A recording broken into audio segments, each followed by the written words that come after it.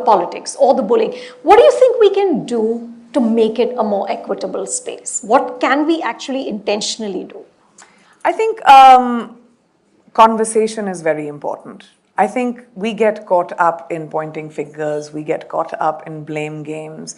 And cancel culture is so prevalent in our lives right now that people think that's the solution to everything. And I completely disagree. I think it is never one or two persons' faults. I think it is a society and it's a community that perpetuates that. And I think we need to start thinking about how we create opportunities or create a positive workspace, how we make space for others instead of actually, having a smaller and smaller table. How does your table become larger and larger, and how do you give more people a seat on that table? And I think maybe it was that experience for me, and it was in the industry. I have incredible friends, and I've worked with the most amazing filmmakers in the industry. But it's certain cliques that always do that, and that'll happen in your profession, I'm sure in your profession, including mine.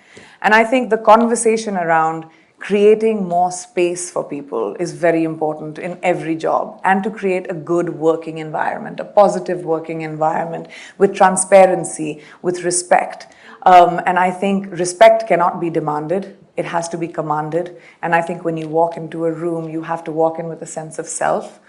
And that's very hard. When you're young and when you're new and you're scared, it's really difficult to do. But I always encourage young people, especially young girls, that and young people in general, in the world of information today, where information is coming at you left, right, and center, whether it's misinformation, fake information, correct information or not, you're getting all kinds of information.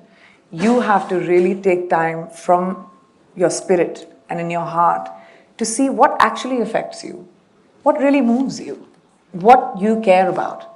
What is important to you? What are your priorities? And I think the noise just kind of goes away. And when the noise kind of goes away, you find that self-confidence. And that's what I tried to do. Is I, of course, was intimidated. Of course, I was, weak in the knees and terrified. And, but what I did was I tried to cut the noise out, and I took my next step. And I took my next step. And I didn't think about the large picture. I didn't think about where I was going. But I knew if I take one step and I make it excellent, and I take next step and I make it excellent, hopefully my journey will be excellent.